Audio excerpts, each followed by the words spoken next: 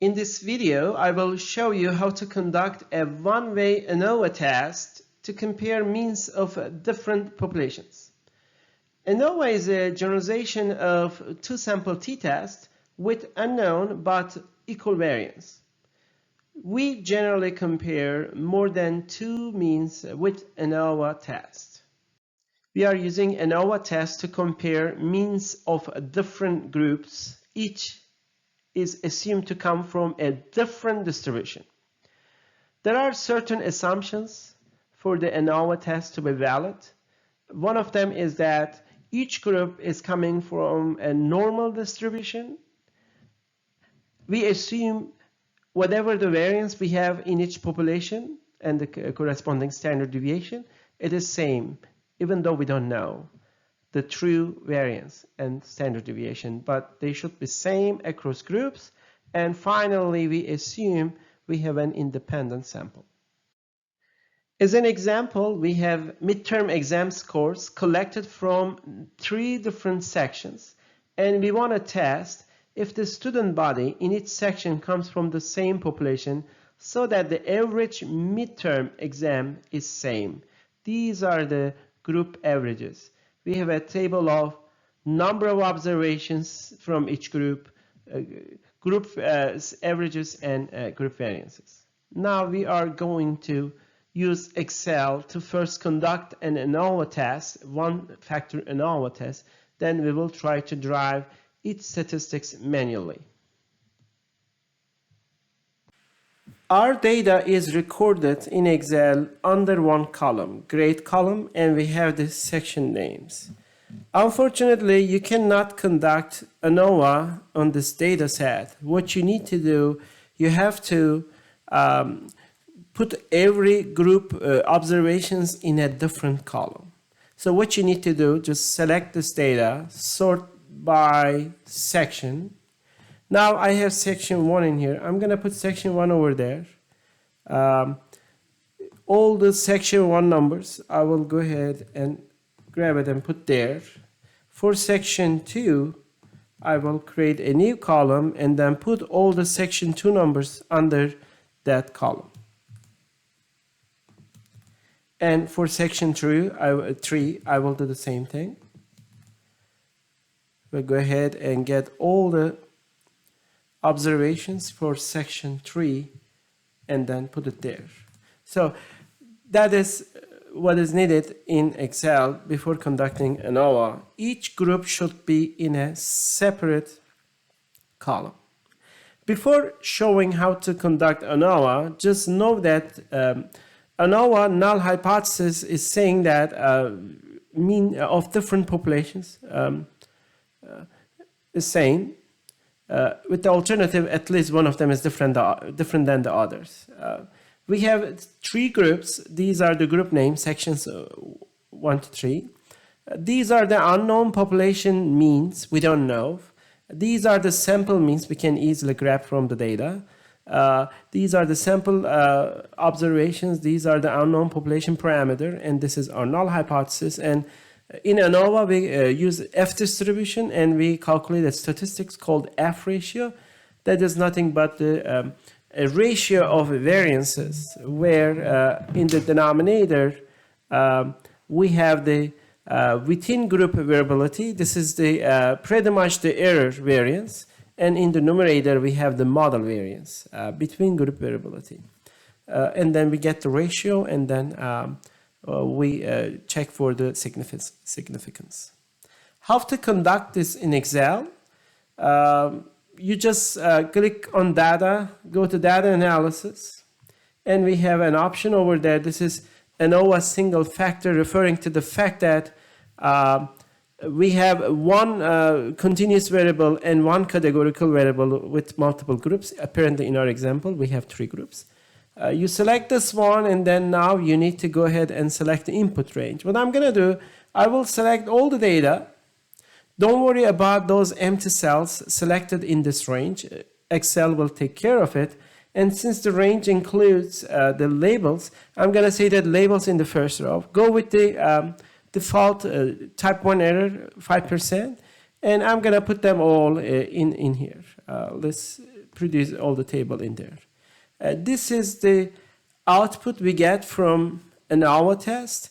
Automatically Excel will give us the sample statistics for each group. Like this is referring to x1 hat, which is 73, x2 bar is 77, and x3 is 71.94. We have that many observations. You can easily calculate the total. You can see how many observations we have. Our focus will be this ANOVA table, and we will focus on p-value and f statistics and f critical value. I will show you in a minute how to calculate all these variances manually to get a better sense of the statistics. But just know that this is the total variance in the data. This is the variance coming from the errors.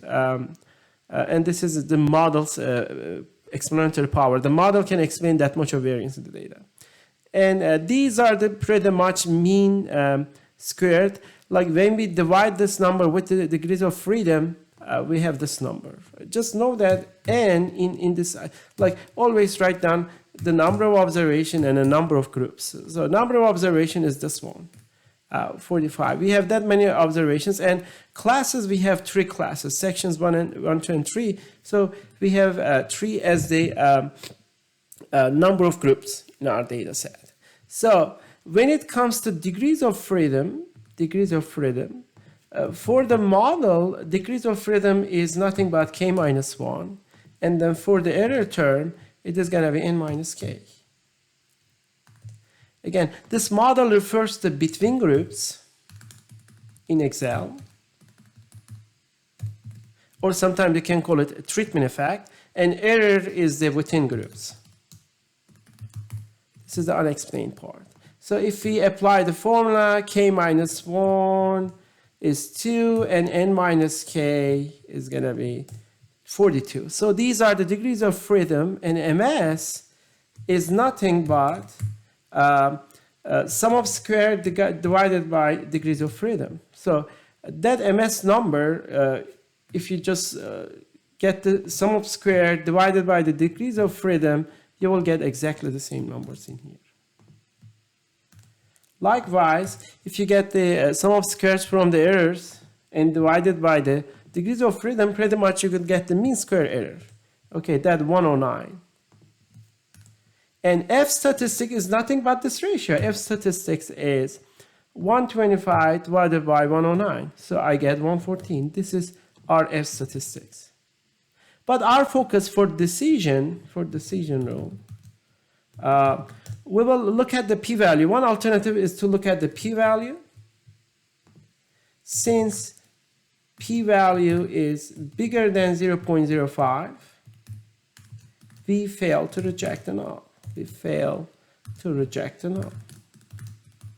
There is no evidence to say that at least one group mean score is different than the other. So we have to assume the null is true. So they are all coming from the 3 different distributions with the same mean. They are all same piece. Students happen to be in different sections pretty much. Alternatively, you can decide on the test statistics by comparing F value with the F critical. Since F statistics is less than F critical, we fail to reject the null.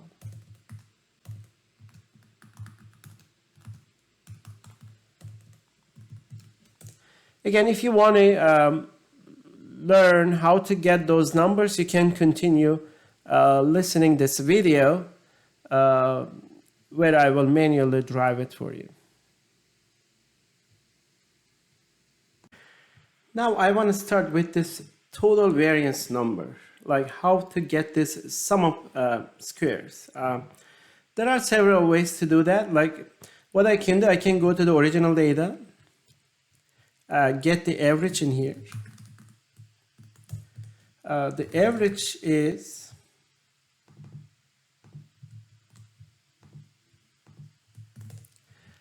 so this is our average. What I can do, I can get each data in our data set, subtract average from it, and square it.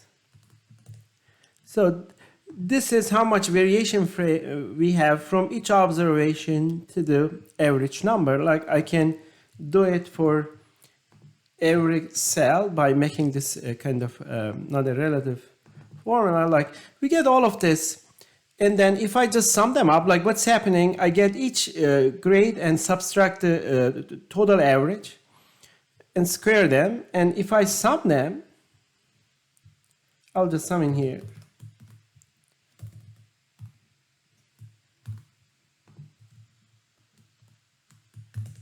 So I get a number 4840, 480. So these are the exact same numbers. So that is total variance in any data can be explained by this formula.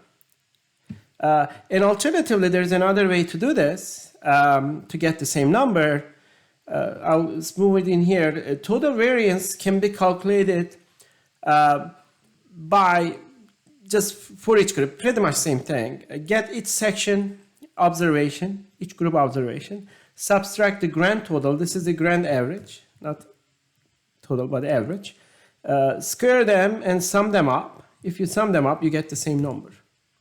So this is total variance in the data, but also we have another variable in here, within group.